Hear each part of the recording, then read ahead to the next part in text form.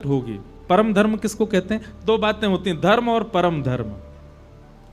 अभी आप लोग बिजनेस करते हो, जॉब करते हो, हमारे विपराग जी सिंगिंग करते हैं, पायलट प्लेन उड़ाता है, आप जो कुछ भी अपने घर परिवार के पालन पोषण के लिए करते हो सही तरीके से, गपलेबाजी से नहीं, सही सही तरीके से जो क्रिया करते हो वो सब धर्म कहलाता है। वो सब आपका धर्म है। वो पहले है, बाकी सब बाद में है, क्योंकि उससे आपका संसार चल रहा है।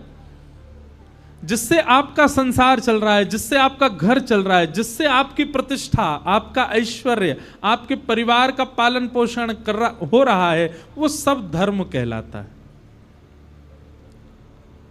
और परम धर्म क्या होता है? तो सीधा उदाहरण है, जिस क्रिया से हमारा तन, हमारा शरीर पुष्ट होता है वो धर्म है, और जिस क्रिया से हमारी आत्मा पुष्ट होती है वो परम धर्म है। सुन रहे हैं?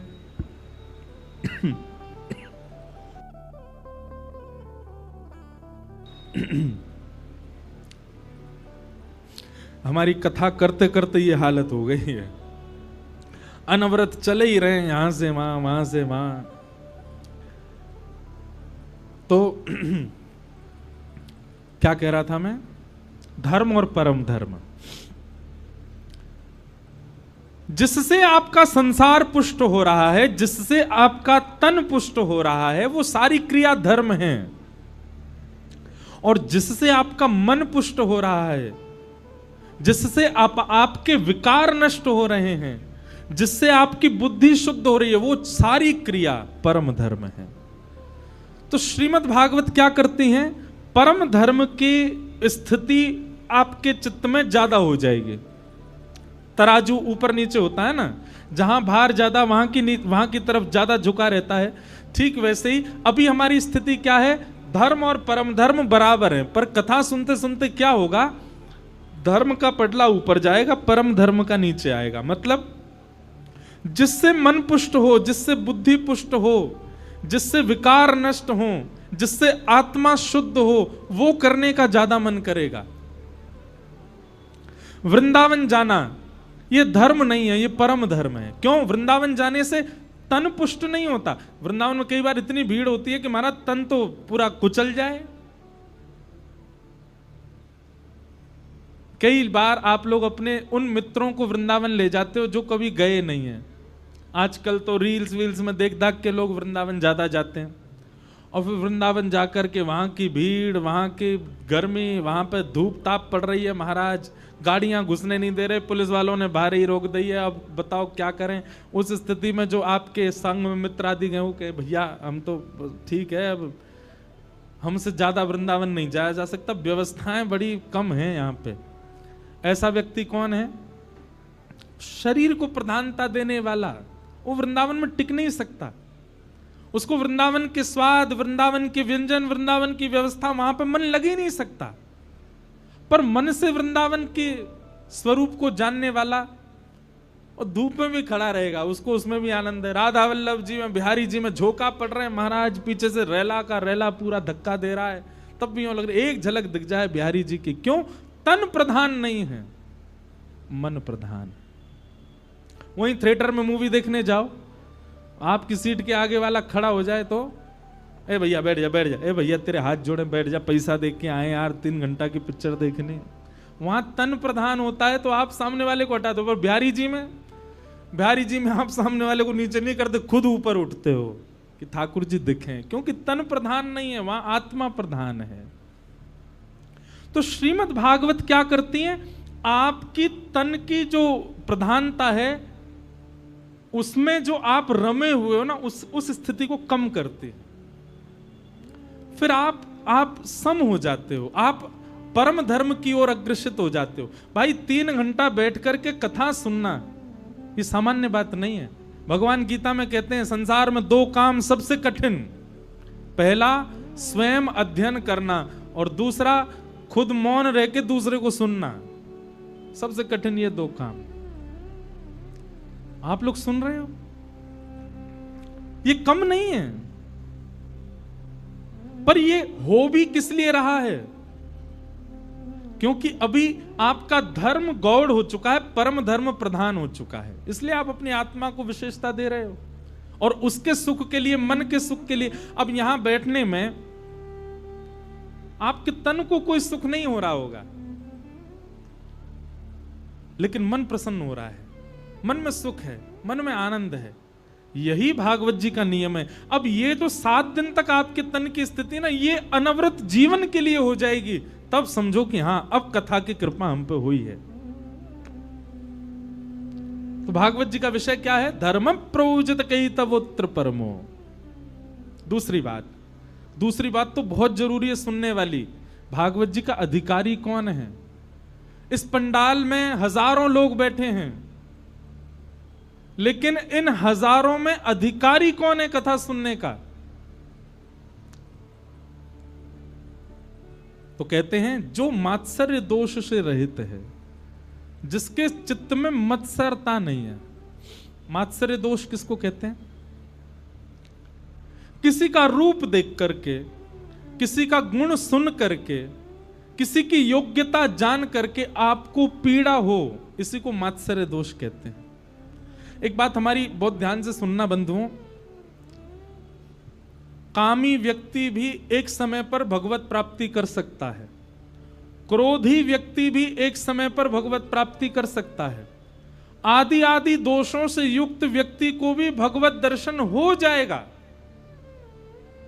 लेकिन ईर्ष्यालु व्यक्ति को ठाकुर जी नहीं मिल सकते। और आज की डेट में ईर्ष्या बहुत बढ़ गई है।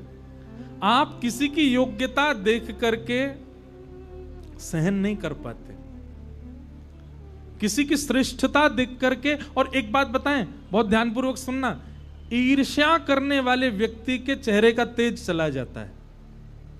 क्यों? जैसी किसी की योग्यता दिखता है तो योग्यता देख करके, योग्यता सुन करके उसके चित्त में एक ज्वाला सी जलती है। वैसे देखो, ईर्ष्या एक ना एक बार जीवन में सबको हुई है। इस संसार में ईर्ष्या से कोई नहीं बचा, यहां बैठे सबको भी हुई है।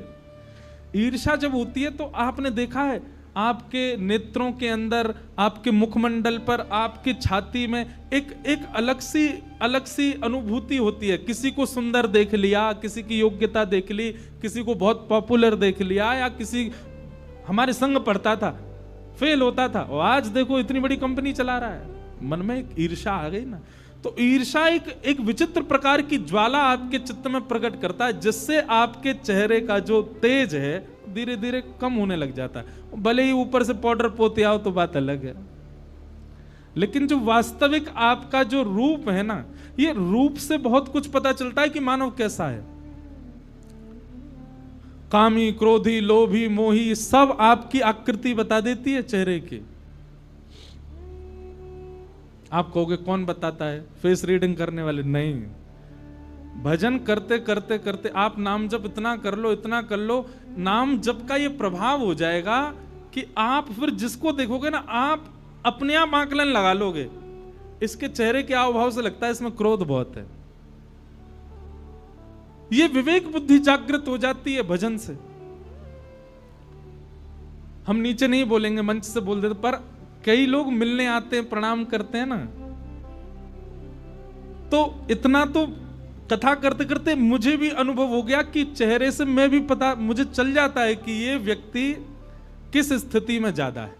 वो बात अलग है कि मुझे दोष नहीं देखना चाहिए, सबको हम प्रणाम करते हैं, सबको वंदन करते हैं, पर हम महिमा बता रहे हैं भजन मार्ग की, भक्ति मार्ग की, कि इस पर चलने से व्यक्ति को इतना अनुभव तो हो जाता है कि आप व्यक्ति को पहचान जाओगे कौन सद है कौन असद है। ईर्ष्या दोष, ईर्ष्यालु व्यक्ति को कथा सुनने का अधिकार नहीं है। आप कहोगे महाराज जी यहां कोई जांच करने वाले तो खड़े नहीं है जो जांच करें, हाँ भाई इसमें ईर्ष्या अंदर मत, यहां तो सब आएंगे। कोई 6th क्लास में पढ़ने वाला बालक 6th क्लास पास आउट नहीं हो, 7th में गया ही ना हो, 8th क्लास की किताबें देखी ना हो, सीधे 9th में बैठ जाए, क्लास में तो बैठ जाएगा पर पढ़ाई समझ में नहीं आएगी।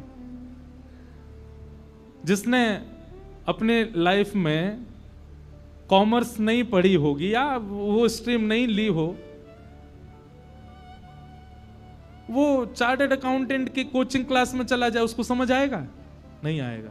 ठीक वैसे ही आप कथा में आके बैठ जाएंगे, कथा भी आपको जचेगी क्योंकि चरित्र इतने सुंदर हैं कि आपका मन लगेगा, लेकिन आप इंप्लीमेंट नहीं कर पाओगे अपनी लाइफ में। अगर आपके चित्त में ईर्ष्या होगी तो आप यहां से बाहर निकलते, सुनी थी बात, सिर भी हिलाया था, अच्छी भी लगी थी, पर अपनी लाइफ में धारण कर लो, वो नहीं हो पाएगा। क्यों? आपके चित्त में जो ईर्ष्या है वो उसको करने से रोकेगा।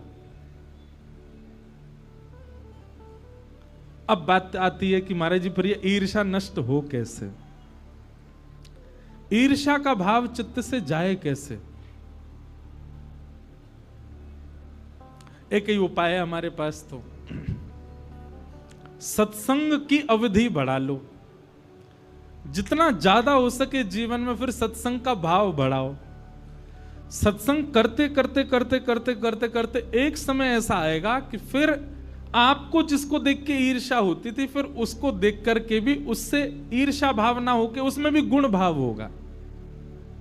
और नहीं तो इन कथाओं में ही आप टेस्ट कर लो। आज जब जाओ कथा से अपने घर, तो वो व्यक्ति जिससे भी आपको ईर्ष्या होती है, कोई तो होगा ऐसा जिसको देख के सुहाता ही नहीं है बिल्कुल, उसका फोटो देखना एक बार और थोड़ी देर देखते रहना और फिर ये विचार करना इसमें गुण क्या है। अवगुण तो मुझे बहुत सारे दिख गए इसमें, लेकिन इसमें गुण क्या है? और कहीं आपको अगर गुण दिख गया तो बस समझ जाना अब कथा आपके ऊपर असर करेगी, धीरे धीरे ईर्ष्या दोष नष्ट हो जाएगा।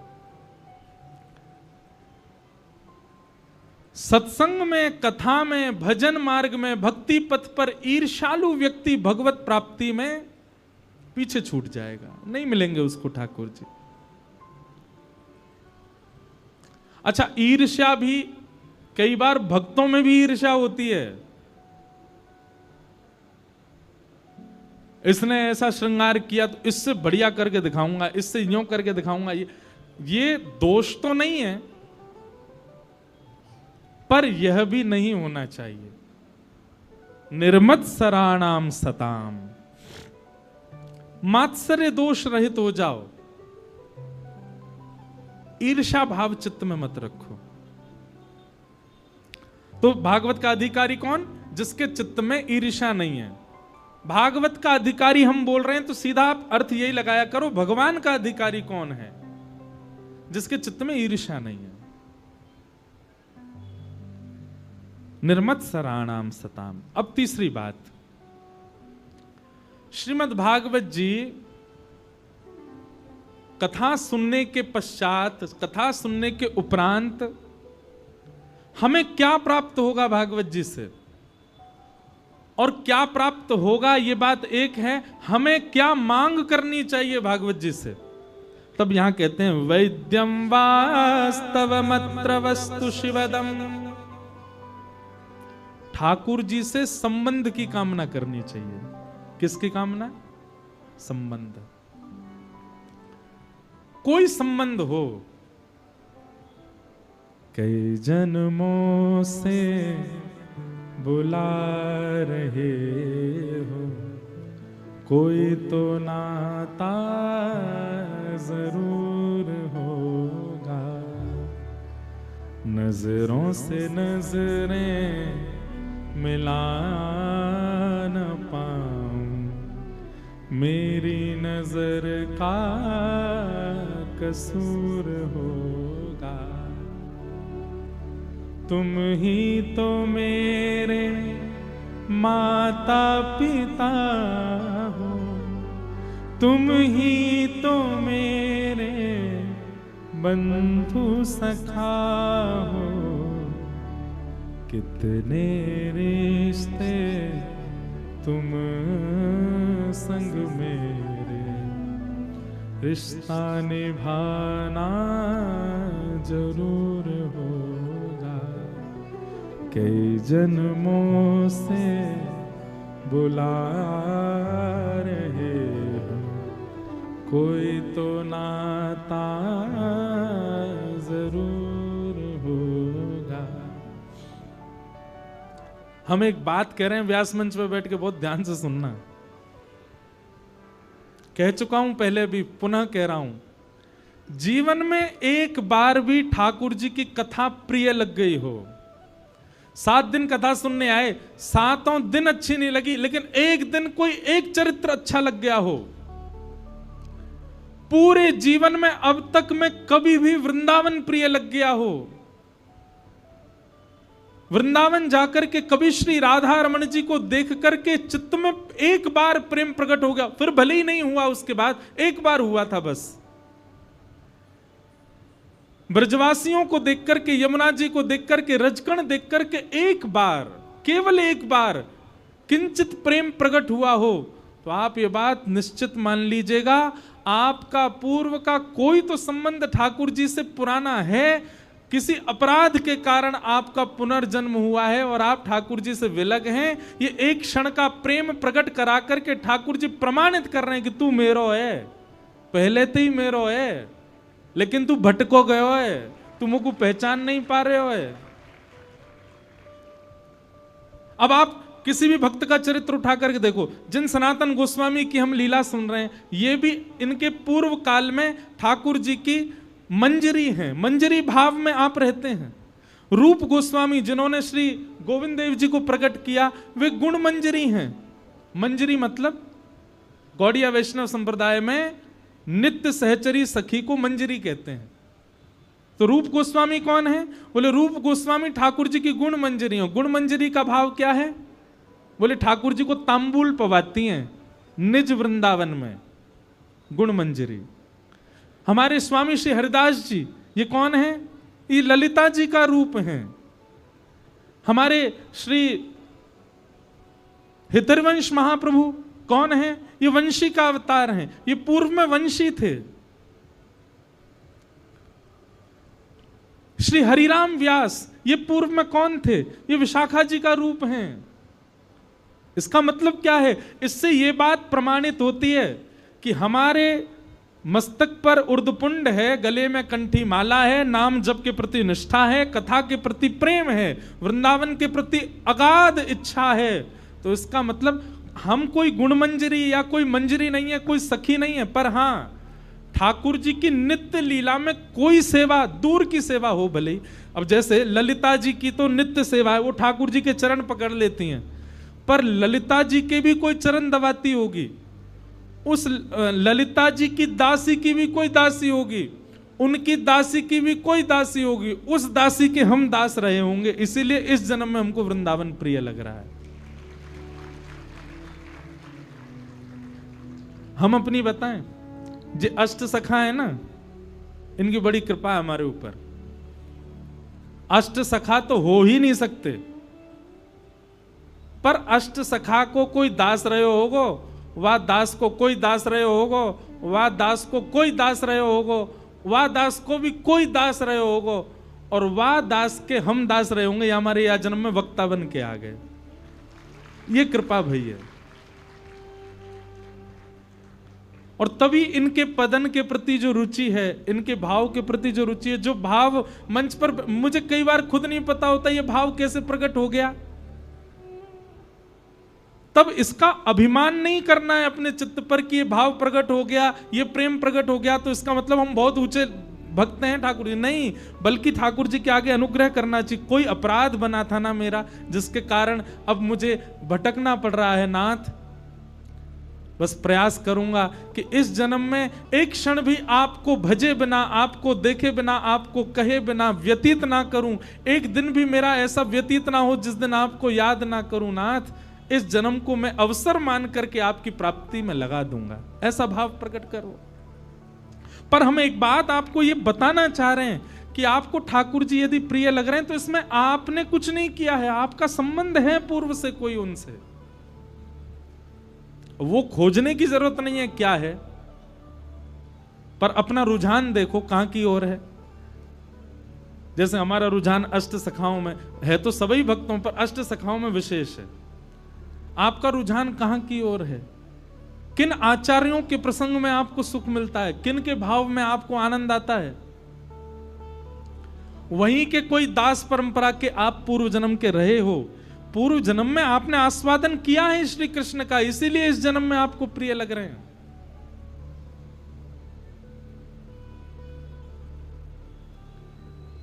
हमारे बी पराग जी पूर्व जन्म में ठाकुर जी के गवैया ही रहे होंगे, ठाकुर जी को इनने रिझायो ही होगो, ठाकुर जी के सन्मुख बैठ करके खूब रिझायो होगो। इसीलिए इस जन्म में श्री जी इतनी प्रिय हैं। इतना सब कुछ मिल जाने के बाद व्यक्ति भक्ति भाव नहीं करता।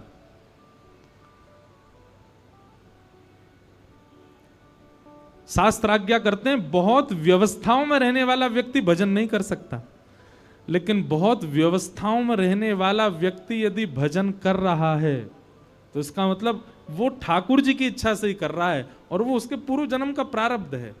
तो ये निश्चित ही पूर्व जन्म से ही ठाकुर जी को सुनाते आए होंगे, और इस जन्म में जो इनका रुझान ठाकुर जी के प्रति, कथा के प्रति, श्री जी के प्रति बरसाने के, मुझे एक दिन बोले, अब ये कोई ऐसा नहीं कि आपको यहां से जो भी कहा जा रहा वो इसलिए क्योंकि बहुत लोग प्रेरणा मान करके जीवन में उतारते हैं, इसलिए यहां से हम सबकी बात कहते हैं। एक दिन आपका फोन आया, महाराज जी अमेरिका से लौट करके आए। मैंने की तो मैं तो महाराज जी ऐसे छटपटा रहा था कि कब मेरा शो पूरा हो और मैं भारत जाऊं। बोले भारत के लिए तो छटपटाए, भारत में भी मेरा ये था भाई गाड़ी लगाओ और एयरपोर्ट पर सीधे पहले बरसाने जाऊंगा, और बरसाने जाकर के मैंने की तो फिर बोले बरसाने जाके पहले श्री जी को निहारेंगे और फिर महाराज जी वहां पे हमारा पेट हो गया है गड़बड़, वहां भोजन पानी बढ़िया मिला नहीं, श्री जी के चरणों की प्रसादी पाएंगे तब मन में शांति होगी। बोले पहला कवल जैसी श्री जी की प्रसादी का डाला, मैं आपको बता नहीं सकता, ऐसा लगा कि मानो वैकुंठ में आ गया हूं, गोलोक धाम में आ गया हूं। मैंने कहा बताओ कहां लोग भागे जा रहे हैं विदेशों में, और आप विदेश से भाग के आ रहे हो कि हमें वृंदावन चाहिए। इसका मतलब क्या है भाई, चुंबक यदि कहीं रखी है तो आसपास लोहा होगा, तो लोहा नहीं चाहेगा कि मैं जाऊं, चुंबक ही खींच लेती है। हमारे लाल जी ही चुंबक हैं। अपने मन से जो जा रहा है वो अलग विषय है, पर जिसको ठाकुर जी खींच रहे हैं, जो खूब व्यस्त है फिर भी ठाकुर जी खींच रहे हैं, तो समझ लो कि बस ठाकुर जी पकड़ ही रहे हैं, वागू बुला ही रहे हैं, ठाकुर जी खींच रहे हैं। वैद्यम वास्तवमत्र वस्तु शिवदम। श्रीमद् भागवत जी की कथा सुनने का केवल एक प्रयोजन होना चाहिए कि हमें ठाकुर जी से कोई संबंध मिले। और बंधुओं, उस संबंध को आप आज ही बनाइए। चलो आज विचार कर लो, आपको क्या लगता है ठाकुर जी को देखते हो तो कौन दिखता है आपको? पहले दर्शन में भगवान दिखते हैं, लेकिन दूसरे दर्शन में आपको कौन दिखते हैं? आपको सखा दिखता है, आपको प्रियतम दिखता है, आपको लाला दिखता है, आपको मित्र दिखता है, कौन दिखता है? विचार करो, और विचार करके फिर जो दिखता है उस संबंध को आज से प्रमाणित करो। ठाकुर जी से संबंध बनाओ। अगर ठाकुर जी से संबंध नहीं बनाया, केवल उनको भगवान मान करके भजते रहे, तो आप कहीं ना कहीं भक्ति के उस चरम सुख से दूर ही रह जाओगे, वंचित रहोगे। ठाकुर जी से कोई संबंध बनाओ, ठाकुर जी को अपना कोई मानो, और वो खुद से पूछो क्या लगते हैं आपको। एक व्यक्ति आया मुझसे ऑस्ट्रेलिया में मिलने, तो मेरे से बोला महाराज जी मेरा ठाकुर जी से बड़ा विचित्र संबंध है। मैंने कि क्या? बोले ठाकुर जी मेरे दामाद लगते हैं। मैंने कि दामाद कैसे? बोले मुझे इतने प्रिय नहीं है, पर मेरी बेटी को बहुत प्रिय है, वो उनको प्रियतम मानती है, पूरे दिन घूमते, तो ठाकुर जी मेरे दामाद हैं। मैंने कि वाह भैया, ससुर जी जय हो, तो प्रणाम। लेकिन हम उसको ये बोल के आए, मैंने कि सुन अब जीवन भर इस संबंध को निभाइयो। तो फिर मुझसे बोला तो फिर मैं आशीर्वाद दे सकता हूँ ठाकुर जी को? मैं दो, कोई दिक्कत नहीं। हमारे ब्रज में तो खूब आशीष देते हैं ठाकुर जी को, आशीष के पद गाए जाते हैं। चिरजीवो गोपाल रानी तेरो, चिरजीवो गोपाल। हम सब तो आशीष देते हैं, हर उत्सव में आशीष मिलता है ठाकुर जी को। मैंने कहा भाई खूब आशीष दो। तो बड़े विचित्र संबंध बनाते हैं लोग ठाकुर जी से, पर संबंध बनाओ। पूछो स्वयं से क्या लगते हैं आपको ठाकुर जी, कौन दिखता है आपको जब उनको दिखते हो। और क्षमा करना, केवल भगवान दिखते हैं तो फिर अभी पीछे ही हो आप। और एक बात और बताएं आपको, जिसको केवल भगवान दिखते हैं उसकी दूसरी दृष्टि में हम दावे से कह रहे हैं उसको पाषाण ही दिखता है। उसको यही लगता होगा कि कोई मूर्ति खड़ी है सामने। ठाकुर जी को भगवान भाव नहीं, ठाकुर जी को कोई अपने प्रिय भाव से देखो और फिर उस संबंध को स्थापित करो, उस संबंध को व्यवस्थित करो।